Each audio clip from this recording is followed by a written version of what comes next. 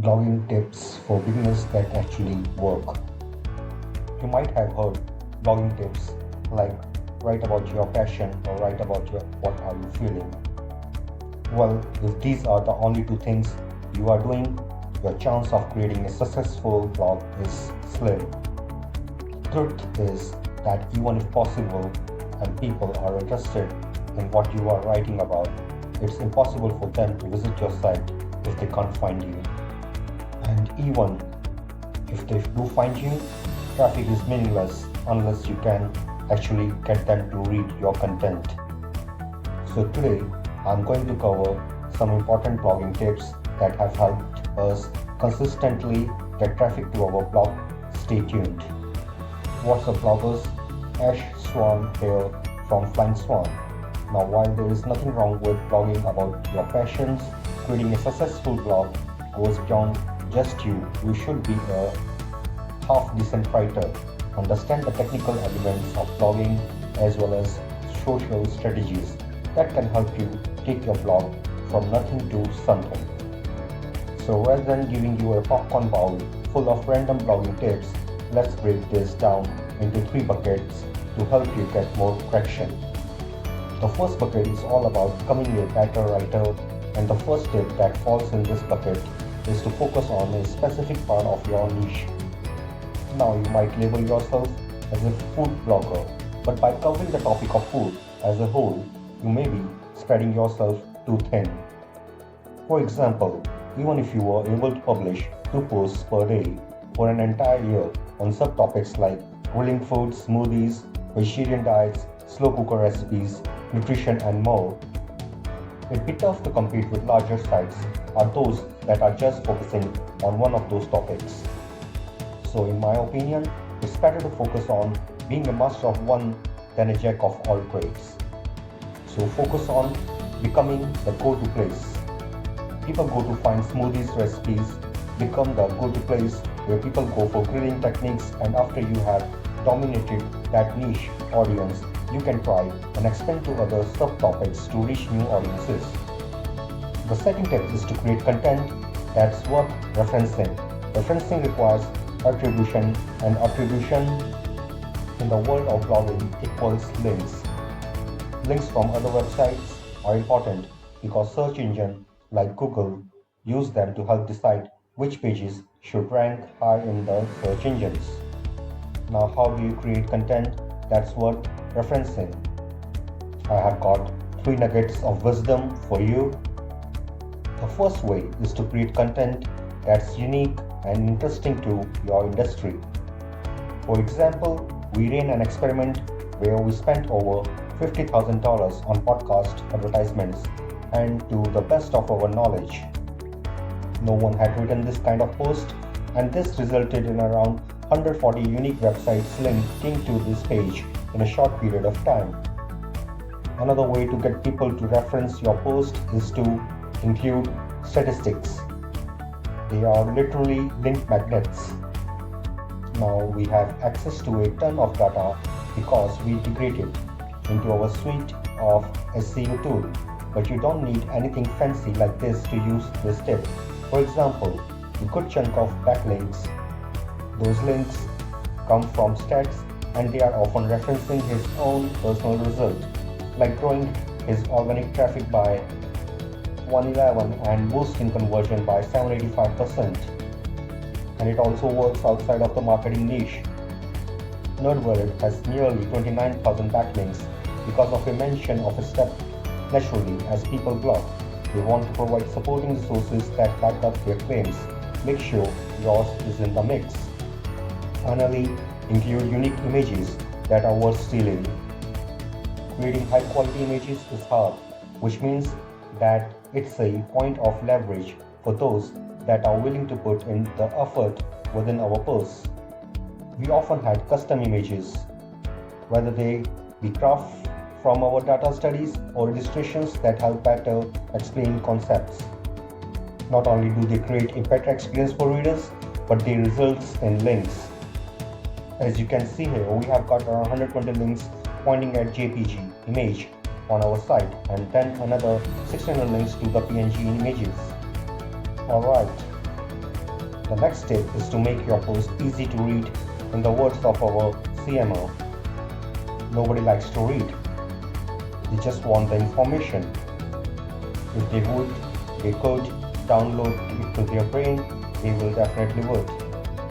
And to do that, you need to ensure your posts are easy to read, and here are a few tips on how to do that. Use short paragraphs instead of big walls of text.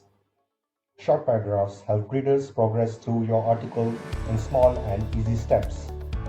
Next, break up long sentences because they are hard to follow.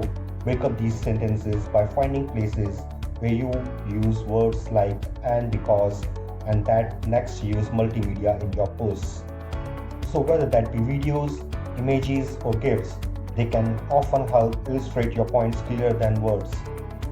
Finally, write in a conversational tone. The easiest way to check this is to read your copy out loud. If it sounds like you are talking to a friend, you are on the right track. But if it sounds like you are competing in a national debate, try again. The next step is to right-click worthy headlines that aren't clickbait. The one thing that separates your website from a user is a click failed to get clicks and you fail to get traffic. Now, since most people will find your web pages to search your social, you want to craft a headline that accurately represents your article without sounding boring. For example, an article titled 15 Best Headphones gets the points across, but it's boring. Something like 15 Best High-End Headphones for under $100 is more click-worthy because it tells the reader that the headphones are of high quality and the high-end headphones are usually a lot more than $100. The next tip is to write introductions using the app formula, the headlines. Job is to get the reader to click through to the pages. Then your intro needs to hook them in so that they will read the rest of the post. So to do that, we use the app formula, which stands for align, present, and proof. First, you need to align yourself with the reader's problem. Then you present your post as a solution to that problem, and then you finish off with some proof as to why they should trust you. Here is an example from our blog. In the first sentence, we align ourselves with the reader by saying, looking to grow your YouTube channel and attract more views. We then present our solution by saying that the trick is to target topics with search to man.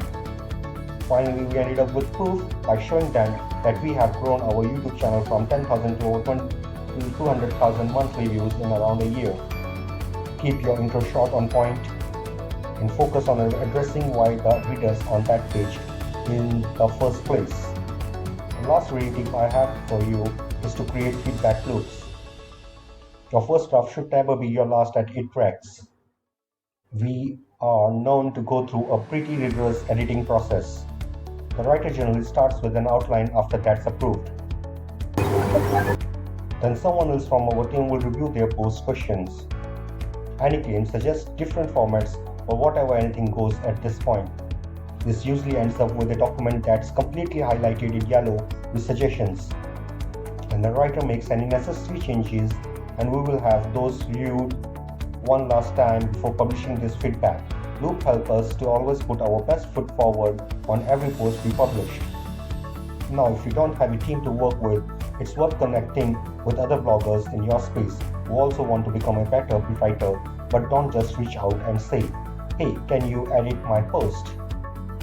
I will let yours too.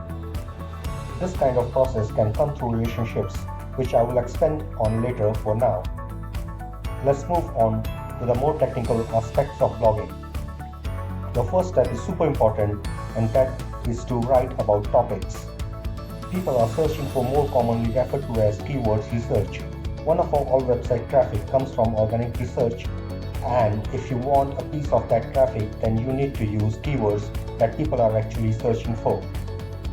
Fortunately, search engines like Google give you clues to features like auto-suggest. Just type in a topic you want to write about, and you will see a few other closely related terms. There are other premium tools out there like Answer the Public, where you can find keywords, phrases, questions. Now, the problem with these tools is that you can't see keyword metrics, meaning you don't actually know how much traffic you can get to find this information. You have to use premium tools, Keywords Explorer, where you can basically generate a list of keywords ideas, see important metrics like search, volume, and keyword difficulty, and decide whether they are worth pursuing for your site. Another strategy worth doing is to cover your competitors' best topics, and by best, I'm referring to the pages that are sending them consistent traffic every month. To find your competitors' popular pages, just enter their domain in a tool like Site Explorer, then go to the top pages report, which shows you the pages that get the most monthly search traffic. So if I were in the prepping niche, then I would definitely consider going after these topics since they make up around 45% of the entire website organic traffic, plus they all seem pretty relevant to me, which brings us to our final technical tip, and that is to do some basic on-page SEO. On-page SEO refers to the practice of optimizing web pages to help them rank higher in search engines. So without overcomplicating things, you should include your primary keyword in your title, in your eye, and make sure you cover your main topic. Subpoints. For example, if you're talking about how to make the perfect cup of coffee, you should probably talk about things like finding the right roast, water temperature, grind, and brewing methods. All of these would be relevant, if not crucial, to truly cover the topic in full. I see for blogs, so I recommend watching that and mastering these process. And now we are on to our final category, which is to get social, and I'm not talking about which social media networks you should use. So the first tip is to connect with other bloggers you admire in your space. Smart bloggers reach out to forge relationships with one another. They offer feedback, help, and often cross-promote each other's content. And this is often why it seems like all of the big players in your industry are friends. They started early and they grew together. Now, not everyone is going to want to be friends, but there is a good chance that people in your industry want to connect. They just don't know you exist, at least at this point. So to get started, think of 5 to 10 people you admire in your space. These might be people who run blogs and newsletters that you are subscribed to, or maybe people you follow on social. Write their names down on a piece of paper and note something that you actually admire about their work. Now go and email them with the purpose of just connecting. Don't ask them to share your content, review it, link to you, or ask for any kind of favor. Just send a simple and genuine email. Like, hey, name, just wanted to say that I really admire whatever you do. Thanks for whatever you admire. Cheers, your name. Nothing was manufactured here. It just happened organically. The next special tip is to build an email list from day one. Have you ever had one of those moments where you are trying to remember which site you were on that had that awesome recipe or tutorial or whatever it was?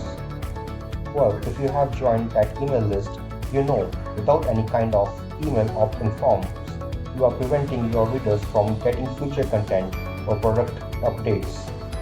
Building an email list also acts as a good way to perpetually get traffic to new posts you publish, and since subscribers are warmer visitors than cold traffic, some of them might share it on social or even link to you if they have their own blog.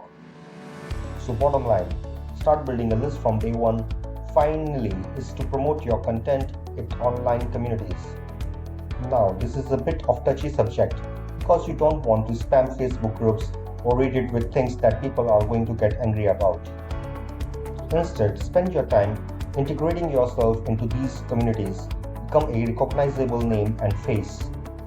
And as you see, a niche content that can help solve other group members' problems. If you nail it, you can get thousands of visitors.